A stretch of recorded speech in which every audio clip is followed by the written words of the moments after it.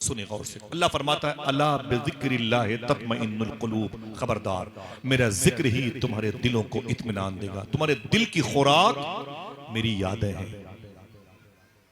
आप इसी इलाहाबाद में चले जाएं, सिविल लाइंस में बहुत बड़ा बिग बाजार खुला हुआ है। आप जाके उससे पूछे काउंटर पे कि भाई आपकी इस मंडी में हमारे हार्ट के सुकून की कोई दवा है? वो हाथ जोड़ लेगा, ना बाबा ना। आप चले जाएं, आप इसी शहर में बड़ी बड़ी हॉस्पिटल में डॉक्टर एस.के. सिंह के यहाँ चले जाएं, और आप चले जाएं डॉक्टर के बंसल, अब तो नहीं रहे वो, जीवन ज्योति चले जाएं, आप लखनऊ पीजीआई चले जाएं, शकुंतला चले जाएं, वेदांता चले जाएं, आप सहारा चले जाएं, हेड स्पेशलिस्ट हमारे कुंडा के डॉक्टर मजहर साहब, किसी से पूछे कि डॉक्टर साहब कोई ऐसी दवा दीजिए जिससे मेरा दिल सुकून पा जाए। दे सकता है? कंपोज देगा आपको, एविल देगा आपको, नशे की दवाइयां देगा। नहीं वो मिलेगा तो फिर कोक सिरप पी लेंगे, वो नहीं मिलेगा तो अपने मुआशरे से मूसा का गुल करके हम सोना चाहेंगे, सिगरेट पे सिगरेट पिएंगे, सुकून मिल जाएगा। ये सब फालतू चीजें हैं। मैं बताता हूं ये है क्या, ये खुराक किसे कहते हैं। बहुत गौर से सुनना।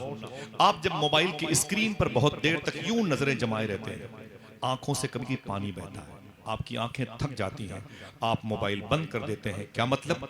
अब आंखें सोना चाहती हैं। आंखों का बंद करना, मोबाइल का ऑफ कर देना, ये इस बात का ऐलान करता है कि आंखों को उनकी खुराक चाहिए। आंखें भूखी हैं। आप किसी से बात कर रहे थे, वो कहे जा रहा था, आप सुनते सुनते पक गए, कान में दर्द होने लगा, तो आपने कहा भाई चुप रहो यार, कान में तकलीफ हो गई है। उसको चुप कराना ये कान की खुराक है। समझ गए? आप खुद बोलते बोलते घंटों लगा दिए, अब ये जबड़ा आपका खुश्क हो गया, दर्द होने लगा, तो आपने अपने आप को रिलीफ देने के लिए अपने आप को खामोश कर लिया। ये खामोश होना ये मुंह की खुराक है। भूख लगी थी, 2 रोटियां आपने खा ली, ये पेट की खुराक है। अपने हाथों से बहुत देर तक काम करते रहे, हाथ थक गया, अपने हाथ को रिलीफ दे दिया आपने, ये हाथ की खुराक है। पैरों से आपने यहाँ से स्टेशन से सिविल लाइंस का सफर किया, थक गए, चाय पीने के लिए सुस्ताने लगे ना, तो ये पैर की खुराक है। समझ रहे हैं आप? जिस्म की सारी जो सारे आज़ा हैं, पार्ट्स हैं, इनकी अलग अलग खुराक बनी है। ऐसे ही इसी जिस्म में एक दिल है, इसकी भी खुराक है। सुभान अल्लाह, सुभान अल्लाह। सुनिए गौर से, इस जिस्म के अंदर एक दिल है, उसकी भी खुराक है। और इसकी खुराक क्या है? आंखों को आपने मोबाइल हटा के सुकून दे दिया, कान को सामने वाले को चुप करा के सुकून दे दिया, जबान को चुप होके आपने खुराक दे दी, पेट को रोटी दे के आपने खुराक दे दी, पैरों को आपने सुस्ता करके चाय पी के खुराक दे दी, हाथों को आपने काम करना बंद कर दिया, उनको उसकी खुराक मिल गई। पेट के करीब में दिल है, उसकी खुराक क्या है? कुरान कहता है अला बिज़िक्रिल्लाहि तत्मइन्नुल क़ुलूब, खबरदार अल्लाह के जिक्र ही में इस दिल को सुकून है। अल्लाह का नाम ही इस दिल की खुराक है। और बस से बोले, आज हार्ट अटैक क्यों होता है? हम याद इलाही से दूर हैं। हार्ट अटैक क्यों होता है? या तो कोई बड़ा आशिक होगा जिसको ये दर्द होगा, या तो कोई दुनियादार होगा जिसका दिल अटैक करेगा। याद कर लें, दिल को उसकी खुराक नहीं मिलेगी, ये चक्का जाम करेगा, ये मुर्दाबाद के नारे लगाएगा। डॉक्टर कहेगा आपका जो हार्ट है अटैक कर गया, एहतजाज कर रहा है, और नहीं चलेगी नारे लगा रहा है, आपके वजूद को मुर्दाबाद के नारे लगा रहा है। फिर दिल को उसकी खुराक कैसे दे? अब इसको पूछने के लिए आपको अल्लाह के वलियों से राब्ता कायम करना। इसलिए इस जलसे का टाइटल रखा गया अज़मत औलिया कॉन्फ्रेंस। औलिया होते कैसे हैं? ये क्या बारिश के दिनों में पानी से टपकते हैं या अचानक जमीन से उबल पड़ते हैं? नहीं। आइए मैं बात करता हूं औलिया की जिंदगी कैसे होती है, जिनको कुरान में अल्लाह ने अपना दोस्त कहा। ये होते कैसे हैं? इनकी पर्सनालिटी कैसे होती है? इनका वजूद कैसे होता है? ये सुनते कैसे हैं? ये चलते कैसे हैं? इनकी कैटेगरी कैसे होती है? इनका डिपार्ट कैसे होता है? सुन लें आप। एक आम इंसान जब कलमा पढ़ करके मुसलमान बनता है, मोमिन बनता है, तो लोग उसे कहते हैं ये मोमिन है। जब वो नमाज पढ़ने के लिए मस्जिद में गया, उसका इस्लाम नजर आया, तो लोगों ने कहा ये मुसलमान है। ईमान अंदर का नाम है, इस्लाम बाहर का नाम है। अब वही मुसलमान परहेजगार जब हो जाता है, तो लोग कहते हैं कि ये बहुत नेक आदमी है, हमारे मोहल्ले के स्वालिहीन में शामिल है। यही स्वालिहीन और डेवलप करता है तो परहेजगार होता है, इसे मुत्तकी कहते हैं। जब ये मुत्तकी हो जाता है तो और अपनी पोस्ट को बुलंद करता है, फिर इसे अल्लाह अपना वली बनाता है। मोहब्बत से कहते हैं सुभान अल्लाह। सुभान जब इसे अल्लाह अपना वली बनाता है तो फिर कुछ दिनों के बाद अल्लाह अपनी लाइट, अपनी तजल्ली, अपना बर्क, अपनी तजल्ली उसे दिखाता है। अल्लाह अपनी रोशनी उसे दिखाता है। जब वो नूरे इलाही को देखता है और उसका सीना फट जाता है, यही मर्जूब बन जाता है और संभल जाता है, तो यही सालिक बन जाता है। सालिक बन गया तो फिर आगे की पोस्ट आसान रहती है। सालिक है, अबरार है, औताद है, और अगवास है, अक्ताब है, खिदर है। ये कई पोस्ट है जिसका जिक्र अल्लामा कमर सियालवी ने फरमाया 27 पोस्ट होती है औलिया किराम की। सुभान अल्लाह। ये हैं कहाँ के रहने वाले, इनका सेंट्रल पॉइंट क्या है, इनकी जो दारुल सल्तनत है वो कहाँ है, तो पता चलेगा वो आमीना के लाल की बारगाह। सुभान। औलिया को फैज मिला हुजूर की बारगाह से। मैंने अभी शादियों के मौके पर एक टॉपिक है मेरा, अन्निकाह मिन सुन्नती। मैं आज गुजारिश करूंगा आपको, मैंने इस टॉपिक को नहीं छेड़ा, थोड़ी सी बात करूंगा जिससे आपका दिल अल्लाह उसके रसूल की याद में बेइज़्निल्लाह लग सकता है।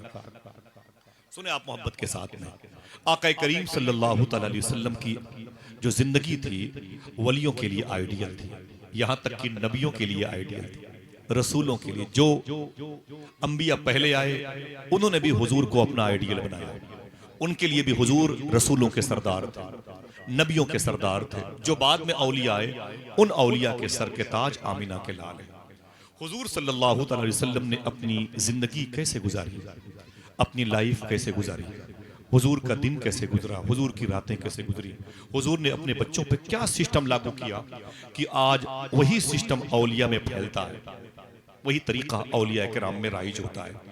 तो इसको देखने के लिए आपको सिद्दीक अकबर के पास जाना पड़ेगा, फारूक आजम के पास जाना पड़ेगा, उस्मान गनी की असमत वाली किताब को पढ़ना पड़ेगा। फिर एक नाम आता है जिसे दुनिया मौला अली कहती है। ऊंची बोले, क्या कहती है? मौला अली कहती है। हुजूर का कैरेक्टर क्या था, आगे देखें। सिद्दीक उमर और उस्मान के लिए बड़ी लंबी फाइल, बड़ा लंबा वक्त चाहिए। छोटी सी बात अली के हवाले करूंगा, लेकिन वही अली जो हुजूर के सगे चचेरे भाई हैं, जिनके अब्बू का नाम जनाबे अबी तालिब, जिनकी माँ का नाम फातिमा बिनते असद, जिनकी बीवी का नाम मखदूमा फातिमा, जिनके बेटों का नाम हसन हुसैन। विलायत इनके घर की खेती, सुभान अल्लाह। विलायत इनके घर की कनीज है, विलायत इनके घर की बांदी है। कौन अली, कौन फातिमा।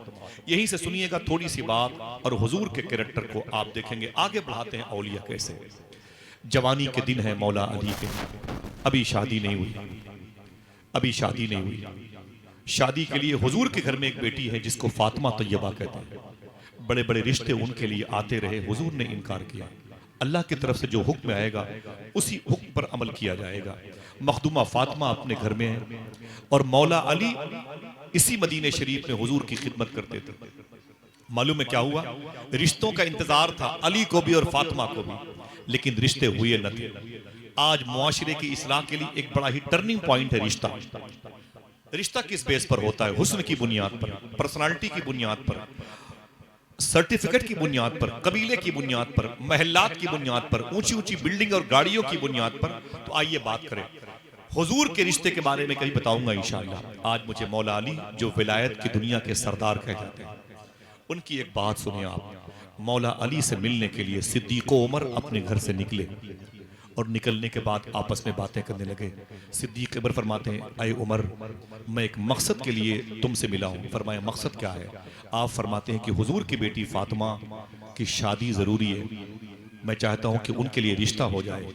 तो उमर फारूक आजम फरमाते हैं, मेरी भी ख्वाहिश है कि मखदूम कायनात के लिए मुबारक रिश्ते हो जाए। बच्चों खामोश कर दें बार बार, हाँ बिठा दें। बेटा बैठ जाओ जाकर अपनी माँ, बेटा जाओ वहाँ पर बैठ जाओ। माशाल्लाह। सिद्दीक उमर ने मशवरा किया, मौलाए कायनात से कहा जाए कि मखदूमा फातिमा के लिए तुम रिश्ते की बात की शुरुआत करो। सुनिएगा बस गौर से। कहा जाए मौलाए कायनात से। सिद्दीक उमर मौला अली के पास तशरीफ ले गए। मालूम है मौलाए कायनात की बिजनेस क्या थी? कोई बड़ा फर्नीचर हाउस नहीं था, कोई बहुत बड़ा मेडिकल स्टोर नहीं था, कोई बहुत बड़ा शॉपिंग सेंटर नहीं था, मदीने के सबसे बड़े पैसे वाले नहीं थे। मालूम है क्या करते थे? सिद्दीक उमर जिससे हुजूर की बेटी का रिश्ता लेके गए थे, वो मदीने के पहाड़ों से घास काट के, घास चुन चुन करके मदीने के बाजारों में बेचा करते थे। अल्लाह अकबर। सिद्दीक उमर उनके पास गए और जाके सलाम किया। अली ने जवाब दिया, कहा क्या करने आए हो मेरे भाई? तो सिद्दीक उमर ने कहा हम तुम्हारे रिश्ते की बात करना चाहते हैं। कहा किसका रिश्ता? कहा तुम्हारा। कहा किससे करना चाहते हो? कहा हम लोगों ने मशवरा किया है तुम्हारा रिश्ता फातिमा से होना चाहिए। सुभान अल्लाह। तुम्हारा रिश्ता फातिमा से होना चाहिए। अली फरमाते हैं कि हुजूर की बारगाह में कैसे मैं कहूंगा, कौन जाके रिश्ते की बात करे, मेरी हिम्मत नहीं पड़ती, हम तो उस दरबार के गुलाम हैं। सिद्दीक उमर ने कहा जाओ जाओ अली, तुम खुद जाके पहल करो, हुजूर की बारगाह में रिश्ते की बात करो। सरकारे मौलाए कायनात कहते हैं कि मुझे कहा गया, ज्यादा प्रेशर डाला गया, तो मैं अपना घास काटने का सामान ये सब ला करके अपने घर पे रखा और मैं हुजूर की बारगाह में चला गया। क्या करने गए हैं? रिश्ता लेके गए हैं। हुजूर की बेटी से अपने रिश्ते को मांगने के लिए गए। आप अंदर दाखिल हुए, आपने हुजूर को सलाम किया। मेरे आका फरमाते अली बैठ जाओ। अभी मौलाए कायनात ने हुजूर से रिश्ते की बात नहीं की, हुजूर मुस्कुराए। देखना कितने लोग हैं जो सुभान अल्लाह कहते हैं।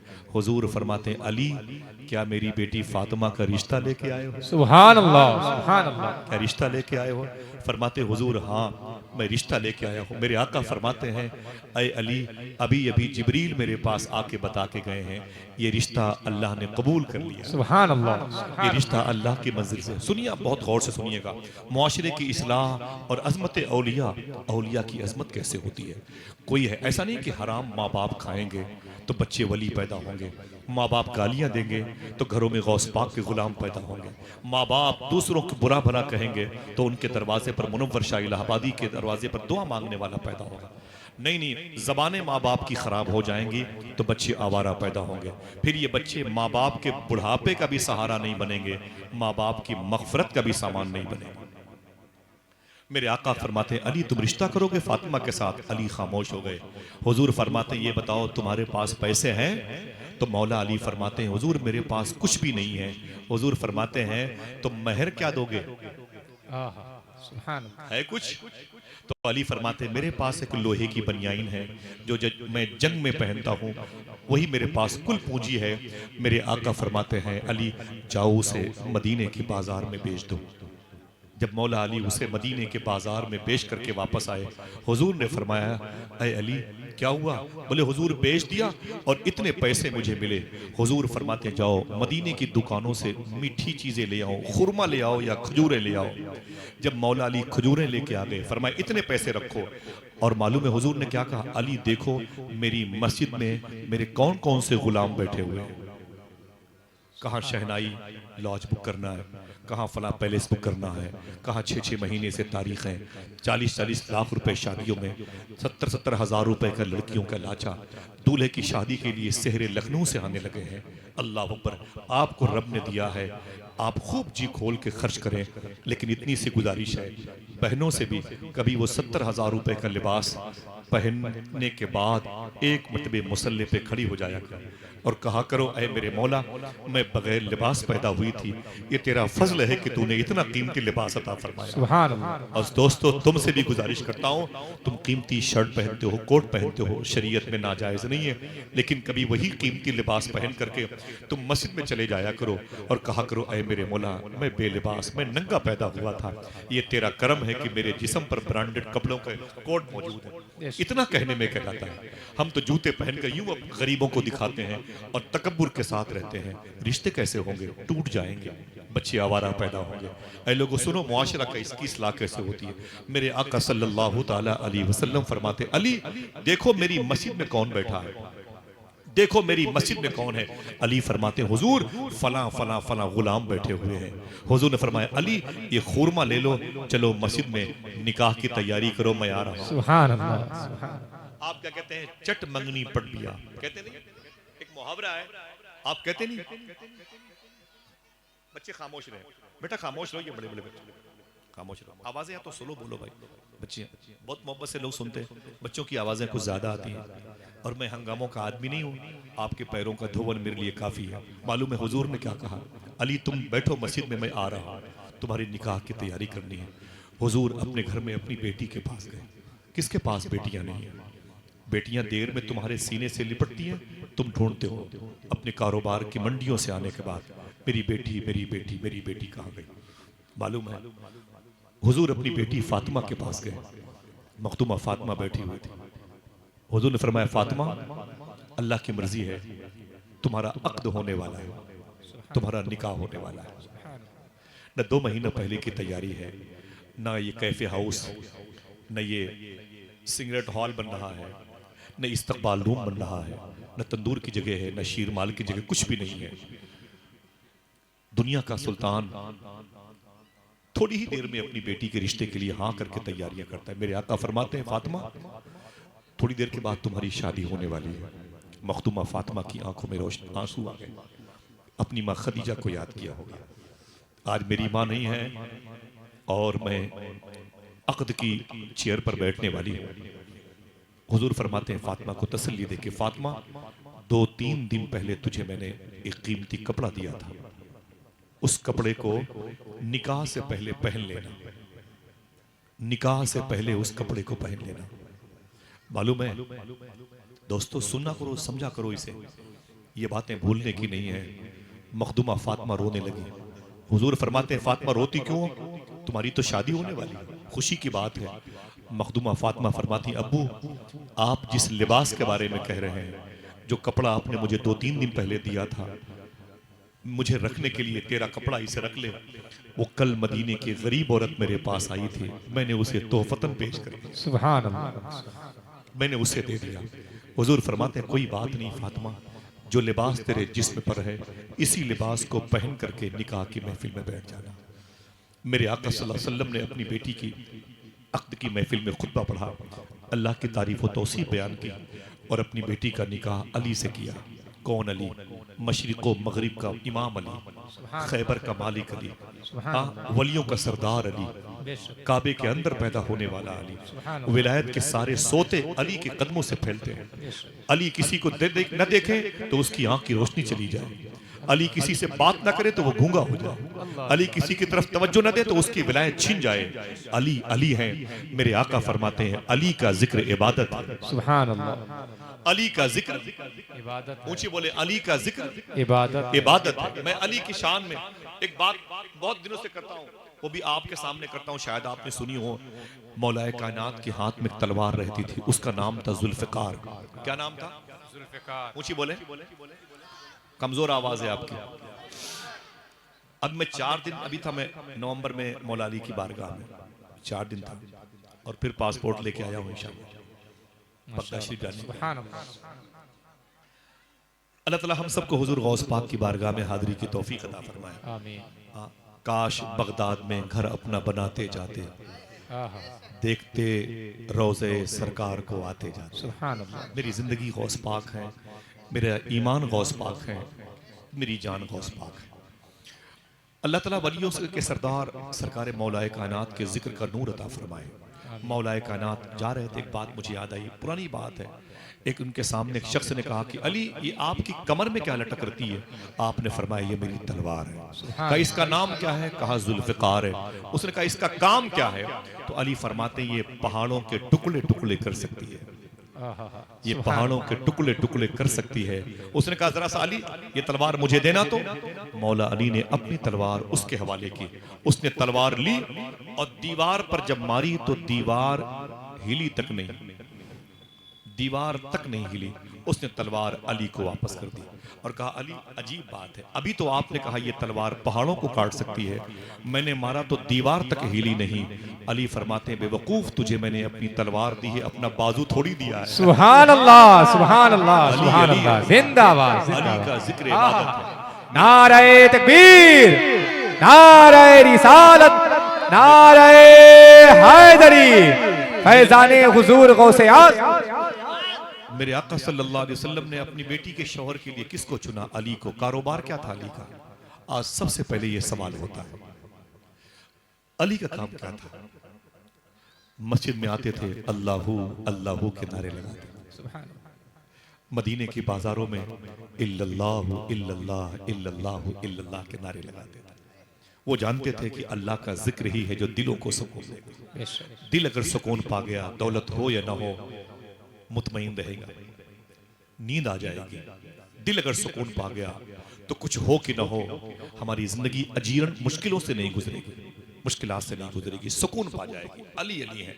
मालूम है हुजूर ने रिश्ता कर दिया अपनी बेटी फातिमा का अली के साथ, और फिर फरमाया अय अली, मेरी बेटी फातिमा का हाथ पकड़ो, इसे अपने साथ ले जाओ। मैंने वो घर मदीने में देखा है जिस घर में मखदूम कायनात विदा होकर के अपने आका के घर से अपने घर में आई थी। आज जाके देखें तो आपकी आंखें पड़ जाएंगी। ये वो घर है उस बेटी का जिसे हुजूर ने जन्नती औरतों की सरदार कहा है। जरा सा रोटी अगर खत्म हो जाए, सब्जी खत्म हो जाए, तो हमारी बेटियां ससुराल से मैके अपनी माँ को फोन करती हैं। माँ कहती बेटी सब ठीक है, खा लिया? तो कहती कहाँ से खाती, आज तो खाना ही खत्म हो गया। मेरी माँ कहाँ से किसी गरीब इंसान के हाथों ने भेज दिया, कहाँ से मेरी शादी करा दी। वो शिकवे पे शिकवे करती हैं, शिकायतों पे शिकायतें करती हैं। तवज्जो से सुनिएगा, मेरे आका की बेटी का हुजूर ने फरमाया अय फातिमा जाओ तुम अली के साथ जाओ। जैसे मखदूम कायनात जाने लगी ना, तो हुजूर ने फरमाया अली सुनो, फातिमा सुनो। वो ठहर गए। जी आका क्या बात है? हुजूर फरमाते हैं जाओ रात में मेरा इंतजार करना, मैं तुम्हारे पास आऊंगा। बेटियों के पास जाना हुजूर की सुन्नत है। पहली रात है, दो मुबारक रूहें इकट्ठा होने वाली हैं। हुजूर फरमाते हैं जाओ रात में मेरा इंतजार करना, मैं तुम्हारे पास आऊंगा। मौलाए कायनात और मखदूम कायनात अपने घर में गए और आपने शुक्र के सजदे अदा किए। और जैसे ही बैठ करके अल्लाह उसके रसूल की बातें करने लगे, दरवाजे पर हुजूर की दस्तक हुई। हुजूर को तो खुशबू से पहचानते थे। मेरे आका आए ना तो फातिमा खड़ी हो गई। सुभान अल्लाह। हुजूर जब फातिमा के घर जाते थे तो फातिमा खड़ी हो जाती थी। हुजूर अपनी बेटी फातिमा की पेशानी चूमते, और जब फातिमा अपने घर में हुजूर के यहाँ आती थी तो हुजूर खड़े हो जाते थे फातिमा के इस तरफ। अल्लाह अकबर। हुजूर जब कभी मदीने शरीफ से कहीं बाहर जाते थे, सबसे मिलने के बाद सबसे आखिर में अपनी बेटी फातिमा से मिलते थे, और जब कहीं से आते थे सबसे पहले अपनी बेटी फातिमा से मिलते थे। हुजूर को अपनी बेटी फातिमा से इस कदर मोहब्बत थी। आप तशरीफ ले गए, जब गए तो फातिमा खड़ी हो गई, अली खड़े हो गए। हुजूर फरमाया बैठ जाओ। जब सब बैठ गए हुजूर फरमाते एक गिलास पानी लेके आओ। जब एक गिलास पानी आ गया, हुजूर ने कुछ पढ़ के उस पर दम किया। दम करने के बाद मेरे आका ने उस पानी को पिया, आधा गिलास छोड़ दिया। छोड़ के फरमाया, हुजूर ने यूं अपने दाहिने हाथ की हथेली पे पानी डाला और उसे मखदूमा फातिमा के मुबारक गले के नीचे वाले हिस्से नूर पर आपने पानी के छींटे मारे, फिर अली के सीने पर छींटे मारे। फरमाया इसे दोनों पी लो। फिर गिलास देने के बाद हुजूर ने अपने हाथों को उठाया, कहा अय मेरे मौला, मेरी दुआ है मेरी फातिमा और मेरे अली की नस्लों से नेक औलादें अता फरमा। सुभान अल्लाह। जरा मोहब्बत से कह दो सुभान अल्लाह। सुभान अल्लाह। बाप दुआ कर रहा है अपनी बेटी की शादी की पहली रात उसके घर में जाके, अय मेरे मौला मेरी बेटी की जो औलादे हों उसे नेक बनाना, दिल पे हाथ रखो। हुजूर की ये दुआ कितनी जल्दी कबूल हुई। क्या हसन से बड़ा भी जमीन पर कोई नेक है? सुभान अल्लाह। क्या हुसैन से बड़ा भी जमीन पर कोई नेक है? सुभान अल्लाह। सुभान अल्लाह। क्या हुसैन से बड़ा भी जमीन पर कोई नेक है? आपको पता चलेगा नहीं। मेरे आका सल्लल्लाहु अलैहि वसल्लम ने अपनी बेटी के लिए जो रिश्ता किया वो अली थे। उनका कारोबार क्या था? वो मदीने की पहाड़ों से जाके घास चुन चुन करके काट काट के लाते थे, उसे मदीने की मंडी में बेचा करते थे। अल्लाह अकबर। और जब ये दोनों रूहें इकट्ठा हुई तो इनके घर में 8-9 महीने के बाद एक औलाद पैदा हुई जिसको दुनिया इमाम हसन कहती है। सुभान अल्लाह। जरा मोहब्बत से कह दो सुभान अल्लाह। सुभान अल्लाह। हाथों को उठा के बोलो क्या कहती है? सुभान। आवाज कमजोर है, क्या कहती है? इमाम हसन कहती है। क्या कहती है? इमाम हसन। ये फातिमा के घर की पहली बहार का नाम है। इन्हीं के घर में मखदूमा फातिमा और अली के मिलने पर फिर तकरीबन 6-7 महीने के बाद एक दूसरी बहार आती है जिसे दुनिया इमाम हुसैन कहती है। सुभान अल्लाह। हाथों को उठा के बोलो या हुसैन। या हुसैन। क्या कहती है? इमाम हुसैन कहती है। यही वो दोनों औलादें हैं जिनकी नस्लों से फैज पाने वाले, जिनसे मोहब्बत करने वालों को अगर अल्लाह इनाम अता फरमाता है तो उन्हीं को औलिया कहा जाता है। इमाम हसन की औलादों में दुनिया में एक अजीम शख्सियत है जिसे दुनिया शेख अब्दुल कादिर जिलानी कहती है। जरा मोहब्बत से कह दे सुभान अल्लाह। जिसे दुनिया सैयदना शेख अब्दुल कादिर जिलानी कहती है, जिसे दुनिया हुजूर गौसे आजम कहती है। अल्लाह अकबर, अल्लाह अकबर। और इसी इमाम हुसैन की औलादों में एक ऐसी शख्सियत है इस हिंदुस्तान की ज़मीन पे जिसे दुनिया हिंदुस्तान का बादशाह कहती है, अताए रसूल ताजदार चिश्त सरकार ख्वाजा गरीब नवाज के नाम। बेशक सुभान जब हुजूर की दुआ कबूल होते हुए आप देखना चाहेंगे तो दो औलादें आपको नजर आएंगी, एक को गौस पाक कहा जाता है, एक को गरीब नवाज कहा। सुभान अल्लाह। सरकार गौस आजम रदी अल्लाह तआला अन्हु कौन है? मेरी पूरी गुफ्तगू आपकी जात पर, मेरी पूरी जिंदगी सरकार मुबारक जात पर मुनहसिर है और मेरा खास टॉपिक है सरकार सैयदना शेख अब्दुल कादिर जिलानी रदी अल्लाह तआला अन्हु। जो बातें यहाँ करता हूँ वही बगदाद में जा करता हूँ। हालांकि बगदाद जाता हूँ तो वहाँ की लेटरिन साफ करने, वहाँ के बाथरूम को साफ करता हूँ, वहाँ के खादिमों की खिदमत करता हूँ, वहाँ के मुबारक कुत्तों का झूठा खाना चाहता हूँ। अल्लाह ताला सबको गौस पाक का दरबार दिखा दे। सरकार गौस आज़म की शान कितनी बुलंद है, सरकार गौस आज़म का मर्तबा कितना बुलंद है। ये मखदूमा फातिमा और मौला अली के घर की पहली बहार इमाम हसन की औलाद है।